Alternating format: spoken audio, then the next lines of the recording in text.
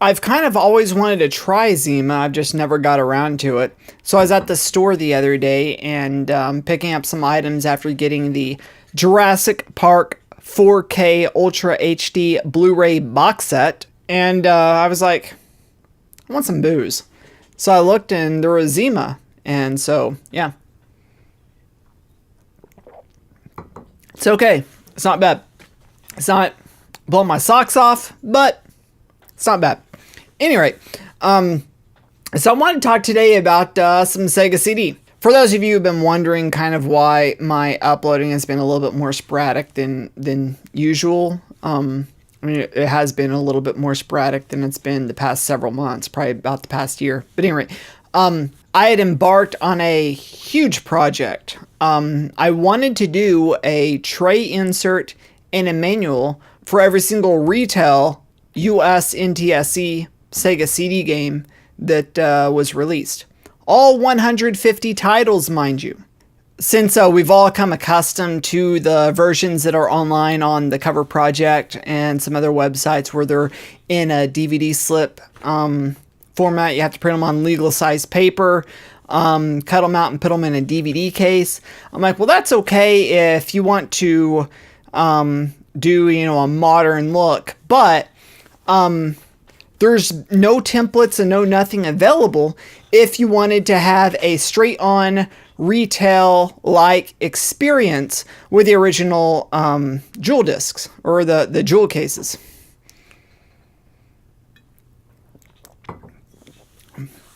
So I did some looking online and I saw that nobody else has done this. So I figured, well, I'll go ahead and do it. So it was about a month ago. I fired up the old Photoshop. And I did a few. Basically, I imported the DVD slip. I cut it all up and I reformatted it to fit the tray insert, which is kind of fine to a degree, but there was a lot of stretching. There was a lot of resizing, this, that, and the other. And again, it was okay for what I was trying to achieve, but I wanted to have a more true to form product to the original things.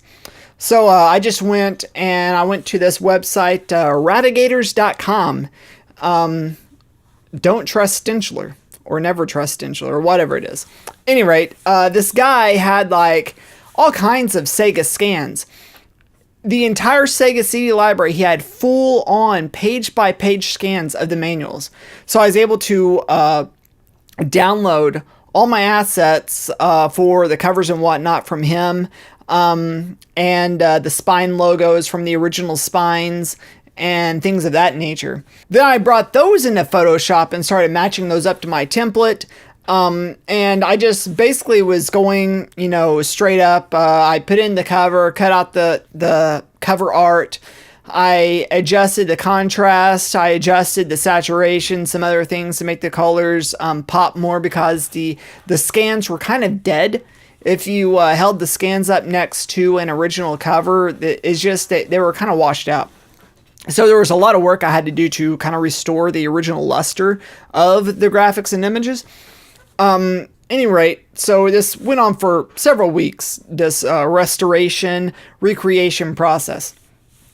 So once I was done, I have 3 different formats of Sega CD cover. First of all, we have the original cardboard boxes that I recreated. And basically, I set them up to where it would be as if it was the cardboard box is in a protective cover. That's kind of the look that I was going for. And hopefully that is the look that I achieved. And the cover, I made it bifold. So it's the, I guess, front and back. And, on the inside is just blank paper because it's just one sheet I just printed. Anyway, individually folded, mind you. Individually folded. And then for the ones I don't have, I just burned a CDR. So those are the cardboard boxes. All of them are of that layout. And I especially like this one because the one that's on the cover project is the green box, not the red box. And the red box is a little bit more rarer because it was the first issue. But anyway, and then we have the working design version, which I took the foil color from the original. It's kind of hard to see on the camera, but the original foil logos and all that other stuff. And with the working designs, I actually put the graphic on the other side on there too. And then the third different type was just your standard Sega CD game, you know. So basically, yeah, we got the spine logos and everything. Almost 98% of the ones I did, the spine logos directly reflect the actual spine logos. As far as correct sizing, correct color, correct font. That was a big contention with me with the ones that are on the cover project, is a lot of the fonts are just plain wrong. I'm trying to think of one that was really egregious. I don't remember. There were several that were really, really wrong, so I had to go and find the correct font and get those corrected. And then there were some that were in the wrong colors, like Night Trap, that made the box more of a mauve when the box is like, you know, straight red. So I had to make that red instead of mauve, and other things like that. But anyway, so once I got the design down, once I got the colors down, once I, you know, went through Photoshop getting these all fixed, I did some live streams of some of my Photoshop work. Tori, she was out of town. I pulled several all-nighters just doing it. One weekend, I basically plowed through the whole entire weekend doing these things. I mean, I was just straight up just working on these suckers nonstop. Every single bit of break I had, I was taking her laptop to work for a week and a half. I took her laptop to work. So any sort of downtime I had at work, I was there at work working on these things. I was in the Photoshop working on these things. So, I was put in a lot of man hours into this project. So once I got that done, then I was like, well, I need to know how these are going to look. I need to know how these are going to perform, how these are going to work. So, I set up a batch process in Photoshop to open up the entire sequence and print out. So I printed out the entire, I think it came up to be, I think it was about 306 prints, 312 prints, somewhere around there. So after I had them all printed, then was the process of how am I going to cut these? I can't cut these with scissors because, I mean, doing one or two with scissors is fine. But when we're talking about this volume of number of prints to see kind of how it works and how it looks, and mind you that there was, I own about 55 Sega CD games. The rest of the library I don't own. So we're talking about 90 some games that I had to print to fill up the collection. I devised this device to where I had an anchored ruler. I put that across the kitchen counter, and then I had a self-healing cutting board. I put that under the counter. I taped the ruler to the counter, taped the cutting board to the counter, and then I got a X-Acto blade, and I just started cutting. So here's some video that I'm going to put in really ridiculous fast speed of me doing this process, going through cutting all these things. Again, this was laid out several days worth of cutting that I broke up. But I was trying to get it down to a science of I could do one whole sheet in basically about 25 seconds. So I was just getting it down to where I'm just cutting these suckers many nights, staying up late in the night to get these done. So once they're all cut, now I was like, well, now I gotta, where am I gotta put them? So then I went on Amazon and I ordered about 100 of those replacement cases that are floating around that are on Amazon. And so I got those in. And so that's when, you know, I just started folding these suckers up and putting them in here. I kind of got it down to really good science as far as the folding part goes. I think I bulldozed through all of the manuals in like one sitting at work. And then as far as the tray inserts, I just put the See, there's two spines. There's this spine, and then there's this spine.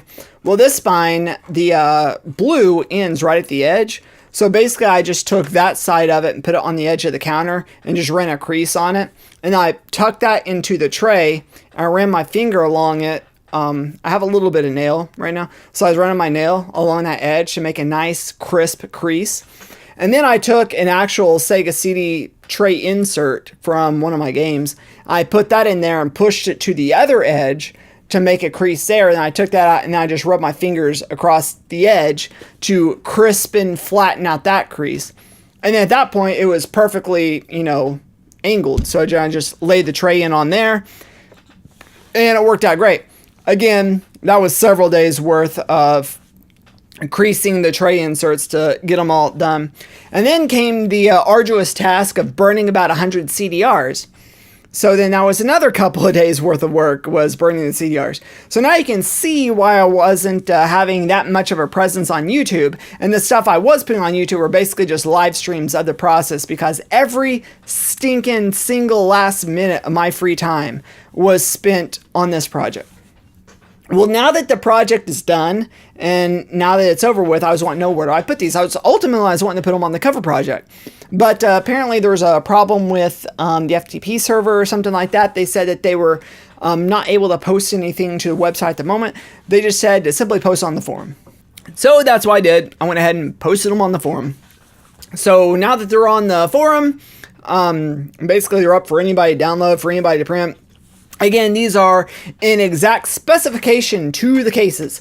So I printed them off at 100% on one sheet, and surprisingly, they don't require legal paper because of how it oriented the paper and the design and everything. I flipped it horizontally to go that way. But at any rate, so yeah, everything fits completely fine. They just standard paper, so just print them on a standard printer and it works fine. And so yeah, now we can start beefing up our collections for those of us who love the Sega CD but can't justify spending that much for all the games. Like I'd never played any of the working design games until I started on this project, and I was like, well, crap. I can play Vi now for well, not for free, but for the cost of supplies, which a complete copy of Vi on eBay is still like, $100. A complete copy of Lunar is still, $100. A complete copy of Popful Mail, that's still, around $100. Screw that. I'm not that big into JRPGs, so I'm not going to justify that kind of cost. Although I will state that after playing Vi, my character is not like level 9 or level 8. I'm actually really starting to enjoy this game. It took a little bit to understand the mechanics, to understand how it works. But once I understood that they purposely put difficulty barriers and difficulty spikes to keep you grinding. Basically, I just kept on going through the same dungeons, the same caves, the same whatnot, just to level up my character. To grind, level up. So once I leveled up, then it's starting to get a little bit easier. But now the difficulty is spiking even more. So I guess the enemies are leveling with me, which is great. I kind of like that in RPG. I was kind of bummed that the Elder Scrolls, it's too accessible. I like the challenge. So I've been really, really sinking into Vi, really enjoying it. Tried to play Lunar a little bit. It was okay, but it seemed like the combat system, like the menu, was a little bit more clunky than what was on Vi. So, I don't know, whatever. And I tried to play Popful Mail. I was really thrown off on that one. I wasn't expecting it to be a platformer. And so it's really interesting, kind of weird, kind of different. I don't know, whatever. But yeah, so there's those. I did fire up Dungeons & Dragons Eye of the Beholder the other day for the first time. And I never played this game before either. Honestly, I didn't really even know it existed until just recently. And it was fun. It was okay. I put in an order for a mouse, so hopefully I'll be getting the mouse soon. So that'll make it a little bit more, authentic. But I was hoping that it would be more like Elder Scrolls Arena, that you could go outside, but it seems like everything is completely in a dungeon. It's just a straight up dungeon crawler, which I guess I understand from the name, but I just assumed that there would be more variety in it. It's almost like a maze, and I was getting really badly lost. So in my opinion, this is definitely a turning point in the Sega CD collecting, because all these years I've always wanted to really beef out my collection with some of the more less accessible games. But I went ahead and burned every single game that's outside of the FMV genre that I didn't have, which I think, I don't even know how many it was. But anyway, I went and burned all those. So it's been really interesting to just be able to sit down and just enjoy some experiences I never had before. Or experiences I wasn't aware that were out there, like Dungeons and Dragons. That really threw me for a loop when I discovered that. I was like, okay, this will be cool. So yeah, if you want to get down on some of this, again, go to Amazon, buy the replacement cases, go to Cover Project, print out my covers. Go to EMU Paradise and download the ROMs, burn the ROMs, and that kind of thing. And then, get down some bootleg collections too. I'm kind of curious to see how the community is going to react to this, if the community even catches wind about this and reacts. Because I'm thinking about putting some of these up on eBay just to see if I can get on Pat's Scumbag Seller of the Week. Just out of kicks and giggles. I don't know, whatever, it'll be funny. But so yeah, if you want to go ahead and get down on it again, I'll put all the links down in the description so you can go check that out. I'm looking forward to making some more Sega CD videos. I'm looking forward to getting back into the Sega CD Let's Plays, because I've kind of put those on the shelf the past few years. I realize now that the community has completely gone past pre-recorded Let's Plays. Everybody's watching streams and all that stuff. I don't care. I'm not that interested in streams. I much prefer the pre-recorded Let's Plays. So, whatever. I'll still have fun with that. But yeah, thanks for watching and peace out.